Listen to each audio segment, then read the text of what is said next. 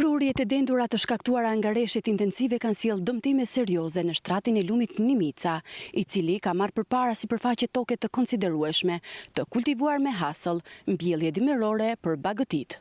Mua personalisht më është mbytur gjysmë e kullotës ka dalë jashtë përdorimit. Është mbathur me rër. Te mua personale është 20 hektar. Unë kam 500 krerë. 500 krerë, jo me vështirësi. Me vështirësi dhe atë zajre që kemi brenda, do na gjeri ku të harim. Duam vetëm të na bien një mjet që të na bëjmë bankinën të paktën se por anshira prap do veje një gjë prap se gjysmë e lumit është sot aktuale në parcel. Lidhur me këtë dëm që është bërë këtu, më thanë që duhet kesh certifikat e pronësisë ose kontratë notariale. Unë me kontratë notariale, të vërtetë gjithë këto toka që marrim, nuk kemi mundësi që t'i bëjmë me kontratë notariale. Nuk kemi mundësi se njeri është në Greqi, e jepi vllajin e emërtatia, po faktike është që ky është dëmi. Dhe këto janë dynymet edhe hektarët që janë përmbytur. Nuk është puna këtu. Ne me këto dokumenta që marrim dorazi me kartë identitet dhe ka pranuar dhe sugestionet. Nuk e dinim se do të thekshu dhe u burat vetëm në noter. Një kosto është edhe ajo, këtu janë shumë persona që kanë këta arë, edhe na pak e kanë. Kështu është ndarë ligji 7501. Ne presim që të sistemohet vendi me njëherë, se nuk kullosim dot brektorin këtu. Këtu nuk kullot asnjë gjë. Presim që të sistemohet vendi, t'i bëhet një prit këtij lumit, që kemi shumë problem që ai prap do na bëjë të njëjtin gjë nëse rashi.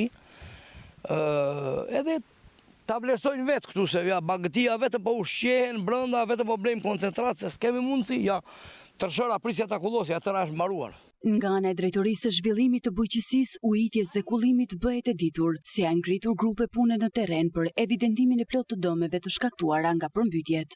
Janë dëmtuar kultura të ndryshme si jonxha, lakrat, janë dëmtuar edhe një pjesë e lajthive, arve, për të cilat është ngritur një grup pune dhe në vijim do të vazhdojmë të verifikojmë në terren, por kërkojmë nga fermerët që të jenë të saktë dhe dinjitos në ato që ato do shprehin në dokumentat e tyre lidhur me dëmet, edhe pse neve jemi duke i verifikuar aktualisht. Grupet e punës janë të shpërndarë në terren dhe janë duke ndjekur veprimin e punimeve që bëhet për të shmangur për mëtej edhe pasojat që mund të kenë rreshtet e tjera. Janë të shumë fermerë që gjatë kësaj periudhe kanë kërkuar ndihmë për dëmet e shkaktuara nga rreshtet intensive, pohon specialisti i bujqësisë Balil Bineri. Ka pasur edhe fermerë që na janë drejtuar neve dhe ne specialistët tanë vetë kanë shkuar në terren, kanë evidentuar dëme, ka pasur dëme në kulturat të ndryshme bujqësore, siç janë hasllat, jonxha. Detyra tonë, po dhe objekti i punës tonë është evidentimi i dëmeve dhe asistimi fermerëve për atë pjesë që mund të riparohen këto dëme. Ndërkohë vijon procesi i verifikimit të dëmeve në terren me qëllim vlerësimin dhe mbështetjen e fermerëve të prekur nga përmbytjet.